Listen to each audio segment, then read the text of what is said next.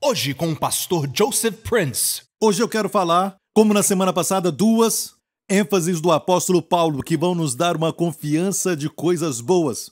Amém? Escute essa mensagem, vai te abençoar. Hoje quero falar de dois obstáculos principais para a expectativa confiante de um futuro bom. Amém? Quando você olha para a semana, nessa semana, como você se sente? Você se alegra com isso? Ou você sente uma certa apreensão, uma sensação de medo? Deus quer que nos alegremos com a semana, com expectativa confiante de bem. Amém? Quero falar sobre esses dois obstáculos. O primeiro obstáculo que temos no meio evangélico, principalmente, é que temos este ensinamento que fala que a maldição geracional ainda acontece na vida de muitos hoje.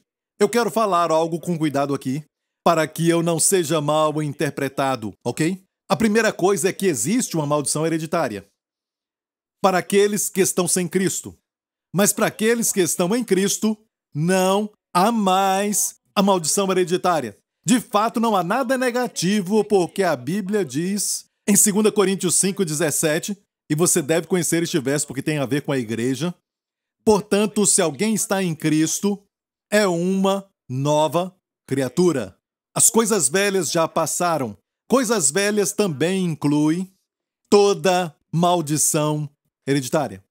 E tudo se fez novo. Mesmo assim, tem muitos crentes que têm na mente a maldição hereditária, e é o primeiro obstáculo de ter uma expectativa confiante do que é bom. Porque você nunca sabe quando os pecados dos seus pais vão te atingir e produzir uma colheita para o seu futuro. E por isso, então, este medo, esta ansiedade e preocupação que muitos têm, os rouba da expectativa confiante do que é bom. Vamos ver um verso primeiro, no livro do profeta Jeremias, que fala sobre como os pais sofreram, ou os filhos sofrem por causa do pecado dos pais, ok? Olha aqui em Jeremias 31. Naqueles dias nunca mais dirão, os pais comeram uvas verdes, diga uvas verdes, e os dentes dos filhos se botaram. Ou seja, era um ditado popular entre os hebreus, entre o povo daquela época. Os filhos receberiam pelo pecado dos pais. Os filhos sofreriam aquilo que seus pais fizeram então. E era um ditado popular, e esta referência está falando de algo que era muito popular naqueles dias, certo? E está baseado, na verdade, em algo que Deus disse no Monte Sinai. Deus falou para Moisés que eu visitarei o pecado dos pais sobre os filhos e sobre os filhos dos filhos, até a terceira e quarta gerações. E isso está na Bíblia, está no Antigo Testamento, com certeza. Mas glória seja dada a Deus, não estamos mais no Antigo Testamento. Estamos debaixo de um Novo Testamento, uma nova aliança. Aleluia! Estabelecida pelo sangue de Jesus Cristo, mas alguns crentes ainda creem na Antiga Aliança. E se você está na Antiga Aliança, Deus fala que vai visitar o pecado dos pais nos filhos até terceira e quarta geração, mas nós não estamos mais nisso, por quê? Porque todos os nossos pecados foram exterminados, acabaram, aleluia, na cruz de Jesus Cristo. Jesus pagou o preço total dos nossos pecados e dos nossos filhos e até dos filhos dos nossos filhos, aleluia. Ele pagou por tudo, amém, declarando está consumado.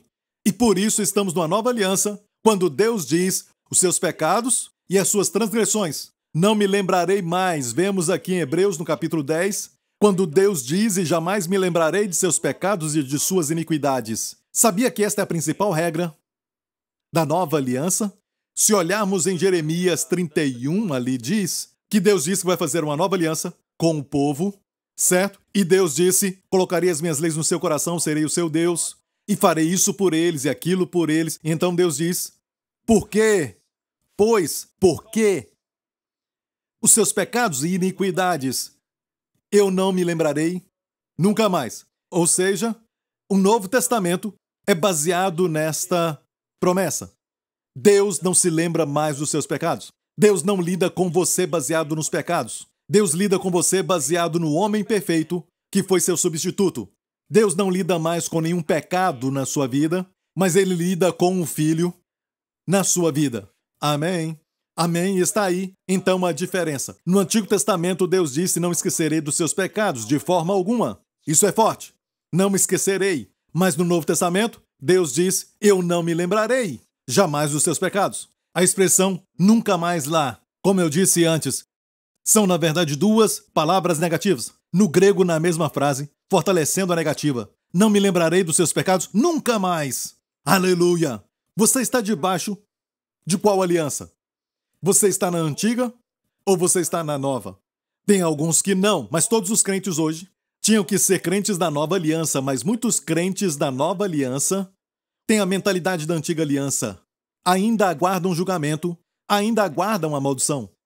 Bem, vamos ler de novo em Jeremias para analisar o contexto. Naqueles dias nunca mais dirão: os pais comeram uvas verdes e os dentes dos filhos se embotaram, mas cada um morrerá pela sua iniquidade. De todos os homens que comerem uvas verdes, os dentes se embotarão. Eis que dias vêm, diz o Senhor, em que farei uma nova aliança, e esta aliança termina: com seus pecados eu não me lembrarei nunca mais. Então, se olharmos o contexto, Deus está dizendo que a nova aliança vai pôr um fim aos filhos comendo as consequências e a punição pelos pecados dos seus pais, certo? O contexto é muito claro, eu estou pregando dentro do contexto.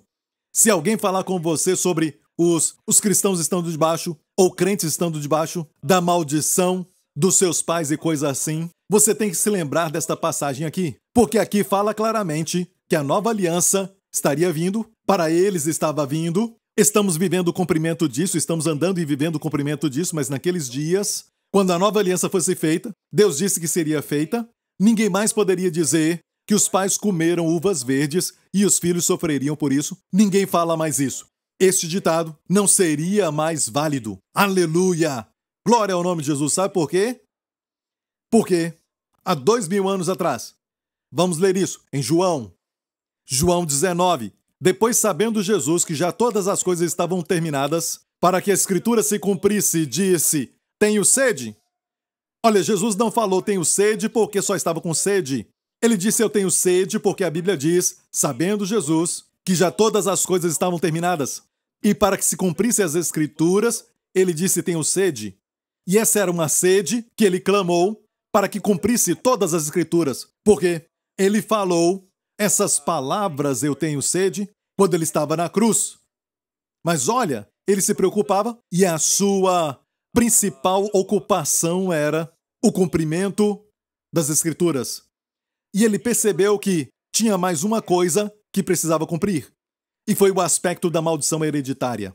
E por isso ele disse, tenho sede. Ele disse isso porque queria que eu e você tivéssemos algo. Vamos ver. Estava, pois, ali um vaso cheio de vinagre. Você viu ali um vaso cheio de vinagre? Esse vinagre era de uvas verdes, lembra o ditado?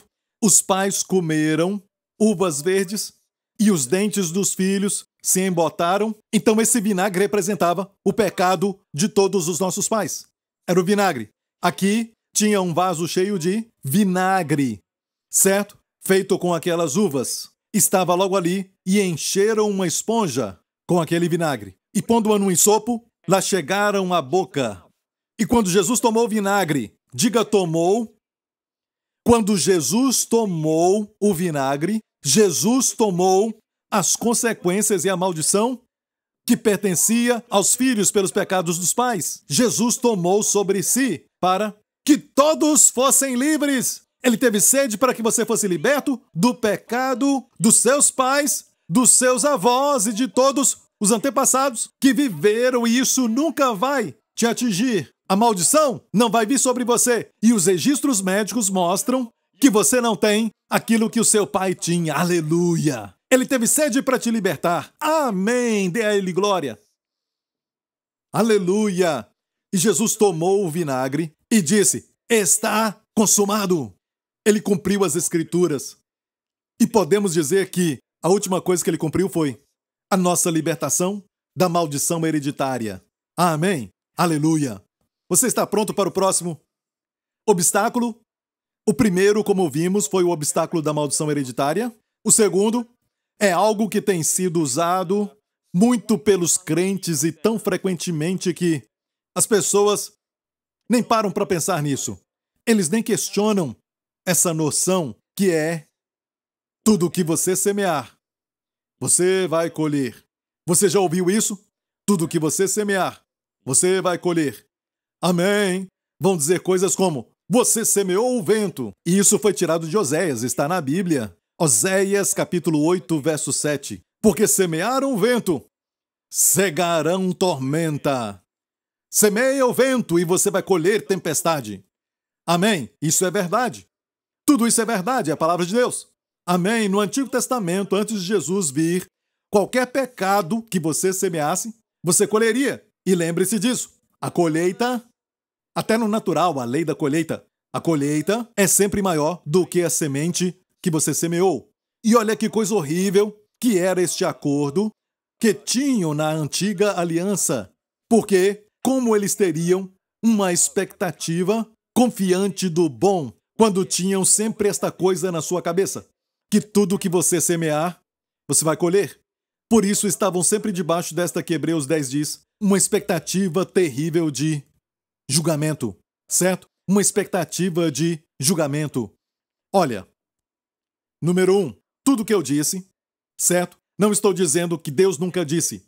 Deus falou isso, mas você deve saber quando Deus falou isso. Amém? Deus falou na antiga aliança. Deus não falou isso depois que Jesus morreu. Você não encontra nenhum verso das Escrituras que diz que você colhe os pecados que você semeou.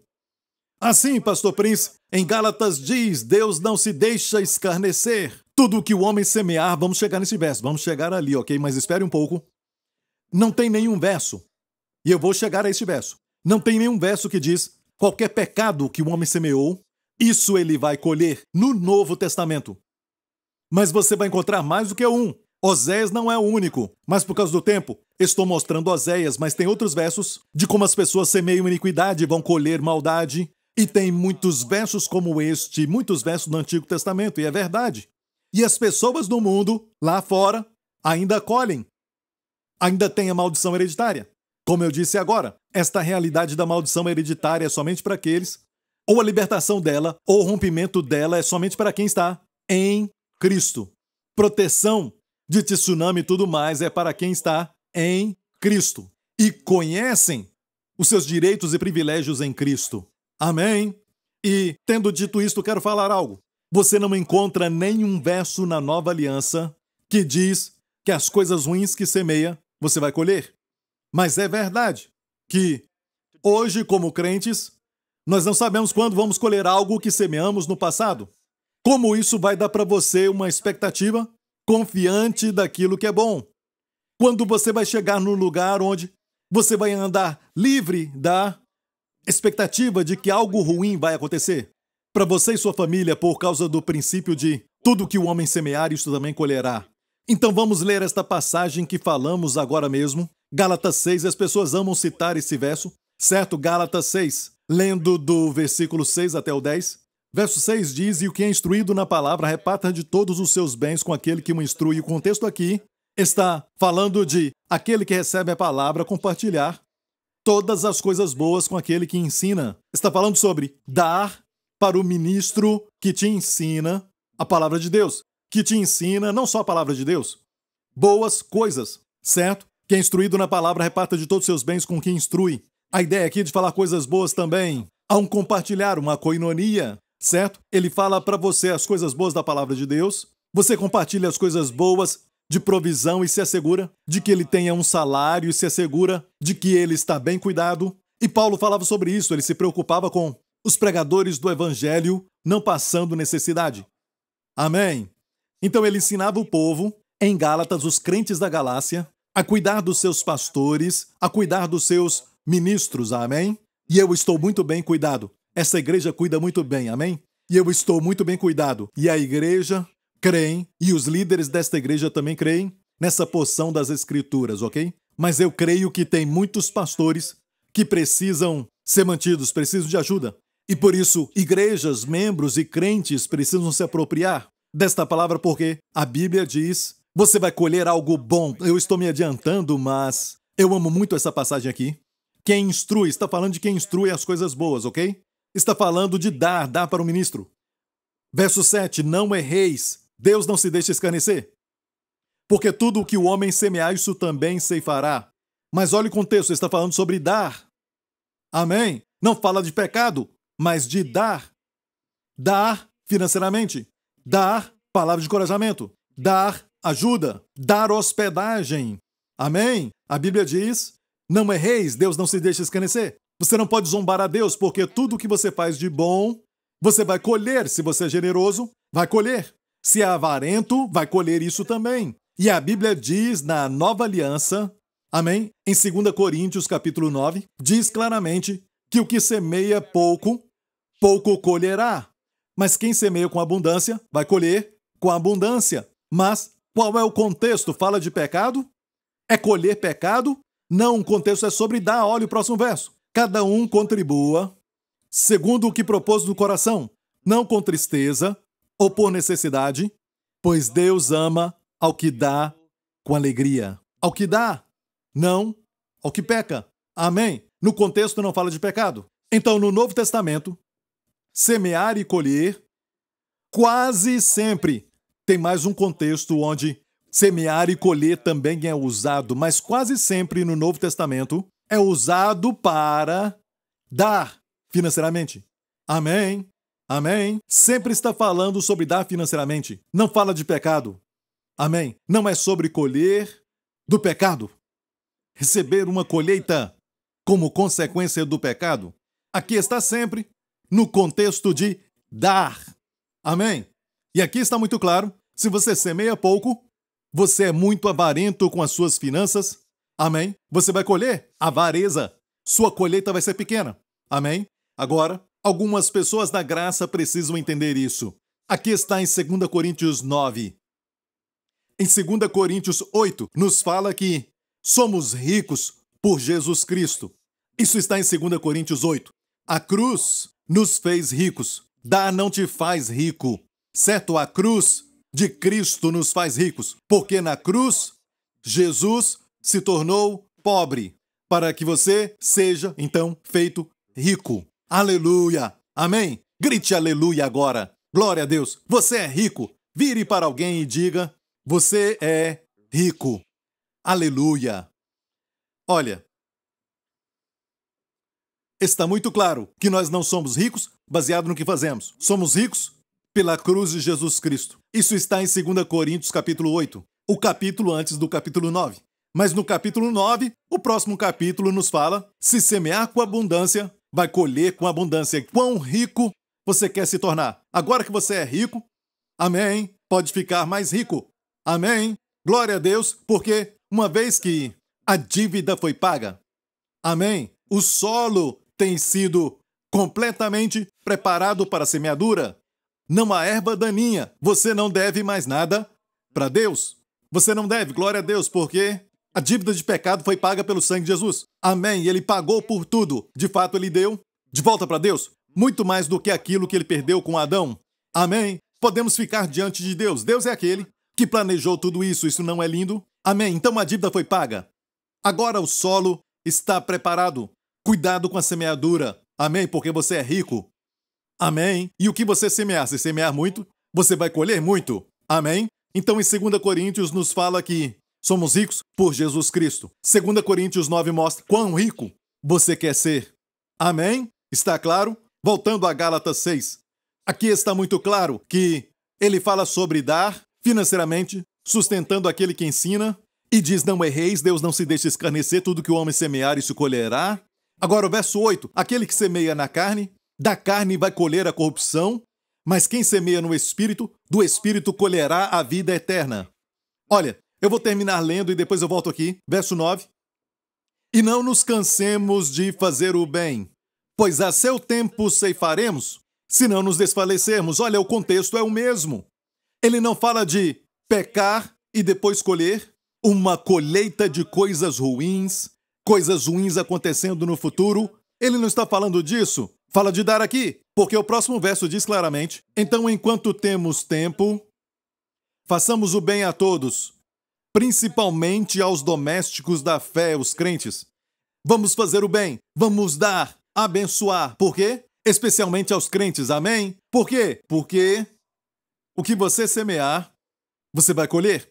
Amém? É como um sanduíche. Este pedaço da escritura é como um sanduíche. Começa com o dar, compartilhar coisas boas com aquele que ensina, e termina com: façamos o bem. Não nos desfaleçamos se a colheita não chegou ainda. Verso 9 diz: e não nos cansemos de fazer o bem. Fazer o bem aqui é no contexto de dar. Porque a seu tempo nós ceifaremos, se não houvermos desfalecido. Amém? Às vezes, uma colheita demora mais. Amém? E algumas colheitas vêm rapidamente. Deus determina o tempo disso. Mas Deus diz a nós: se a nossa colheita está demorando, não desfaleça. Amém? Não desfaleça. Você vai colher. Aleluia! Glória a Deus, amém? O contexto aqui está muito claro. Agora vamos voltar ao verso 8, porque é ele que faz com que as pessoas pensem que é pecado. O verso 8 diz: o que semeia na carne. Aqui está, pastor Prince. Está dizendo: se semearmos na carne. Amém? Fala da carne e pensam logo em sexo. Porque carne dá essa ideia de pecados sexuais. Eu já ouvi alguns dizerem, sempre no contexto daquilo que é sexual. Certo? Carne não é sexo.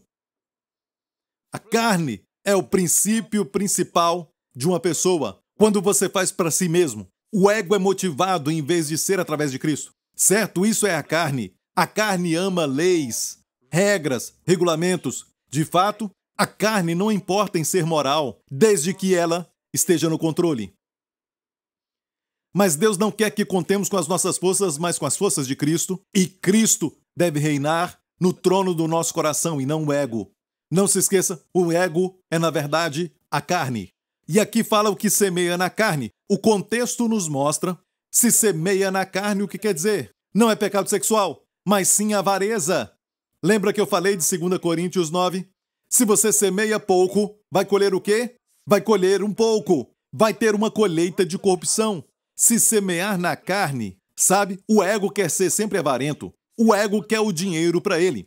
O ego não quer ser uma bênção. O ego não quer se envolver no reino de Deus. O ego quer pegar tudo que pode, então guardar tudo que pode, guardar e guardar aquilo. Certo? É o egoísmo.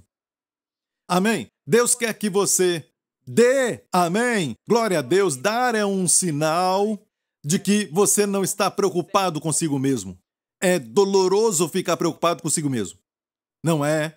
Fica pensando em si mesmo o tempo todo. Você vive uma vida cheia de medo, ansiedade. Até se você tem uma posição que é proeminente, você é um executivo na sua companhia, você está sempre olhando de lado para ver se alguém vai tomar o seu lugar, porque ficar pensando em si mesmo é doloroso. Faz você pensar em coisas e ficar preocupado com coisa que nem existe. Amém? Mas glória seja dada a Deus, porque não precisamos nos salvar. Aquele que perde a sua vida por Cristo vai encontrá-la. Amém? Aquele que perde a sua própria vida, a Bíblia diz, vai encontrar a vida. E este é o contexto, e está no original grego, nos fala assim: aquele que perde a sua pobre vida, a vida própria, vai encontrar a vida rica de Deus. Este verso diz que se é avarento, vai colher corrupção. Corrupção aqui é o quê? Uma semente corrompida, uma colheita corrupta. Porque a sua semente é avarenta, você vai colher uma colheita que também é avarenta. Isso é corrupção. Corrupção nem sempre fala de imoralidade. O contexto aqui fala, no grego aqui, claramente falando de uma semente que pode ser corrompida, uma colheita que pode ser corrompida. Mas aquele que semeia no Espírito é, portanto, aqueles que são generosos. Você segue o Espírito e ele sempre te leva à generosidade.